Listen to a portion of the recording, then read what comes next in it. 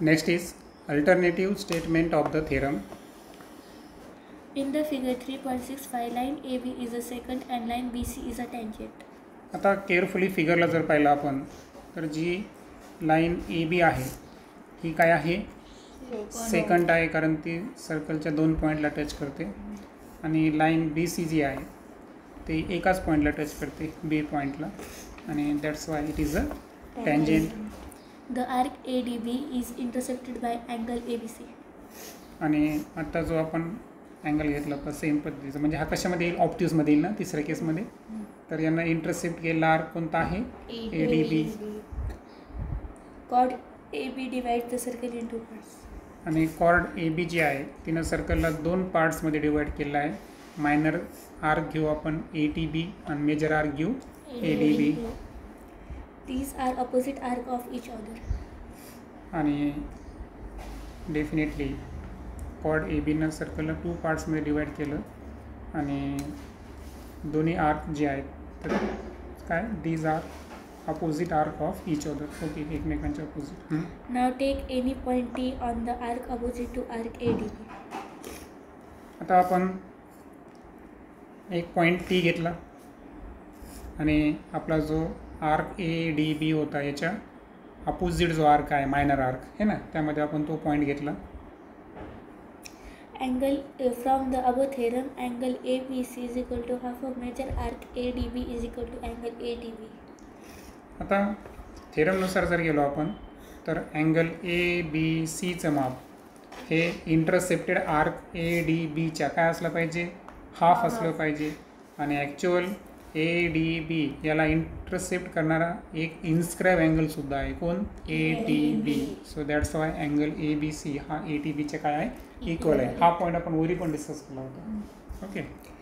Therefore, the angle between a tangent of a circle and a chord drawn from the point of contact is congruent to the angle inscribed in the arc opposite to the arc intersected by that angle. किंवा या स्टेटमेंटचं सोपं वाक्य सांगतो मी तुम्हाला. Tangent second जो angle आहे तो inscribe अँगलच्या equal असतो. सर्वात सोपं स्टेटमेंट, बरोबर. नेक्स्ट घेऊ आपण converse of theorem of the angle between tangent and second. आता जर आपण थेरम पाहिला होता तर त्याच्या अपोजिट आपण एक कन्व्हर्स पाहू. A line is drawn from one end point of a chord of a circle, and if the angle between the chord and the line is half the measure of the arc intersected by that angle, then that line is a tangent to the circle.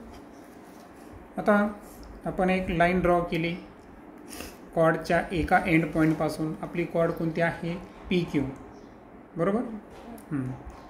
तर PQ आपण एक cord घेऊ आणि या PQच्या एक end point घेतला आपण कोणता, Q, आणि यामधून आपण एक लाईन ड्रॉ केली. ती लाईन सपोज आपण काय कन्सिडर करू, QR. आणि अँगल जर कॉर्ड आणि ती लाईन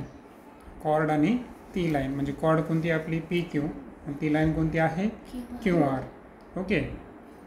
तर याचं मेजरमेंट अर्थातच तो कोणता अँगल झाला, PQR. हा जर इंटरसेप्टेड आर्क कोणता आहे, PSQ, याच्या जर हाफ असेल तर ती जी लाईन आपण ड्रॉ केली QR, डेफिनेटली ती लाईन त्या सर्कलची काय असली पाहिजे, टँजेंट असली पाहिजे. सोपं आहे आहे की नाही.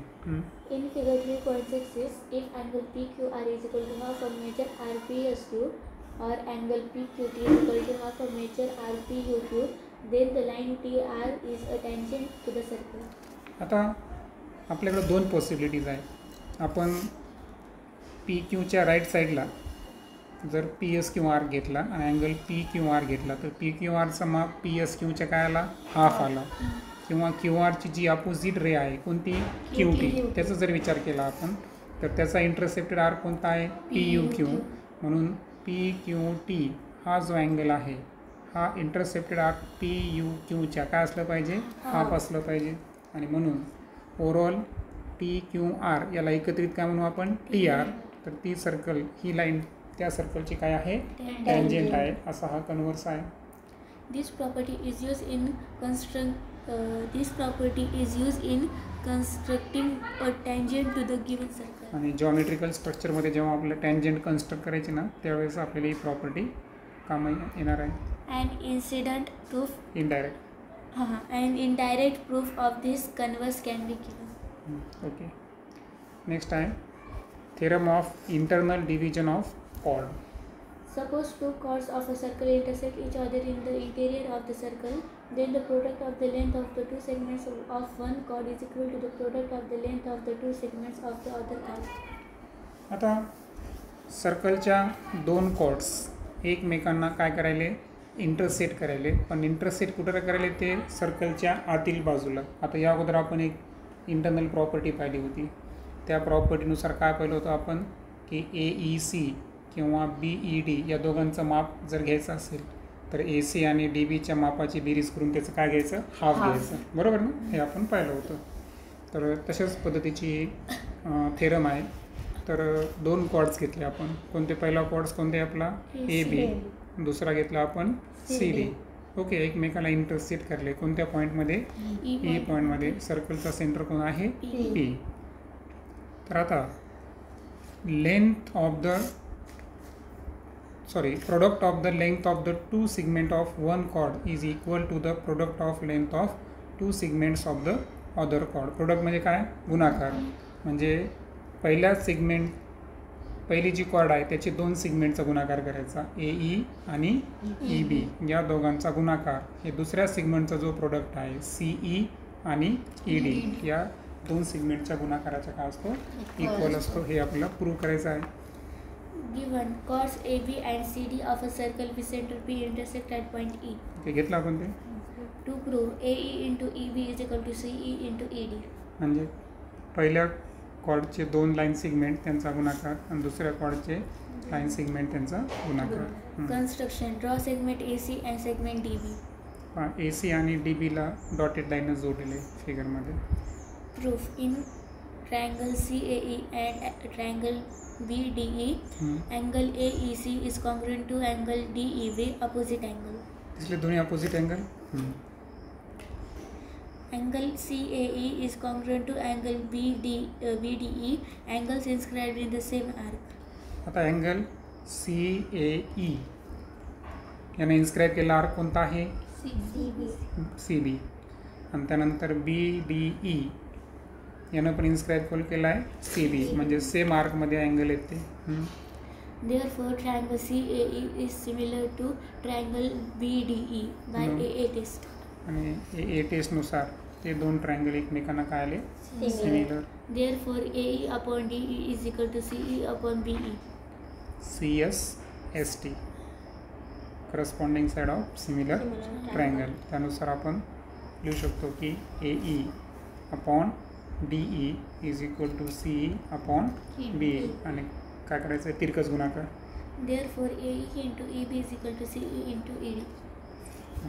हेच आपण त्याला काय केलं, प्रूव्ह केलं. त्यानंतर एक फॉर मोर इन्फॉर्मेशन एक पॉईंट दिला आहे, तो आपण डिस्कस करू. In figure 3.67.E divide the chord AB into segment AE and ED. आताच आपण जी फिगर पाहिली होती, तर फिगरमध्ये पॉईंट Eनं कॉर्ड ABला दोन सेगमेंटमध्ये डिवाइड केलं होतं, AE आणि EB. AE into EB in the area of a triangle having side rectangle. AE into EB is the area of a rectangle having side AE and EB. आता लक्षात घ्या, AE into EB म्हणजे एक side गुणिले दुसरी side. हा formula कोणाचा आहे, रेक्टँगलचा, L इंटू B. म्हणजे AE इंटू EB. जर आपण एका रेक्टँगलची साईड AE आणि रुंदी जर EB कन्सिडर केली तर AE इंटू EB त्या रेक्टँगलचा काय यायला, एरिया यायला. Similarly, E divides CD into segments CE and ED. मग आपण हे पण पाहिलं की पॉईंट E जो आहे तो कॉर्ड CDला कशामध्ये डिवाइड करतो, CE आणि ED. CE into ED is the area of a rectangle of sides CE and ED. आणि जर आपण CE आणि ED यांना रेक्टँगलच्या साईड धरल्या तर त्यांचा प्रोडक्ट हा रेक्टँगलचा काय असला पाहिजे, एरिया असला पाहिजे. We have proved that AE into EB is equal to CE into ED. पण आपण प्रूव्ह केलं की पहिल्या दोन सेगमेंटचा गुणाकार दुसऱ्या दोन सेगमेंटच्या गुणाकार असं काय इक्वल आला. म्हणजे याचा अर्थ त्यांनी जर रेक्टँगल तयार केलं असतं तर ते रेक्टँगलचे सुद्धा एरिया एकमेकांच्या काय आले, इक्वल आले. म्हणून So the above theorem can be stated as if two chords of a circle intersect in the interior of a circle, then the area of the rectangle formed by the segment of one chord is equal to the area of similar rectangle formed by the other chord. आणि म्हणून सर्कलच्या दोन chords एकमेकांना interior साईडमध्ये है ना, सर्कलच्या आतील भागामध्ये जर इंटरसेक्ट करत असतील तर जी एक कॉर्ड आहे तिच्या सिगमेंट्सनं तयार केलेल्या रेक्टँगलचा एरिया हे दुसऱ्या कॉर्डने तयार केलेल्या रेक्टँगलच्या एरियाचा काय असणार, तो सिमिलर असणार. म्हणजे लक्षात आहे ना, दोन सिगमेंट घेतले आपण. पहिल्या कॉर्डच्या दोन सिगमेंटनं तयार केलेला रेक्टँगल हा दुसऱ्या कॉर्डच्या दोन सिगमेंट्सनं तयार केलेल्या रेक्टँगलच्या काय असणार, इक्वल असणार. असा हा थेरम आहे. Tomorrow we will discuss about theorem of external division of chord.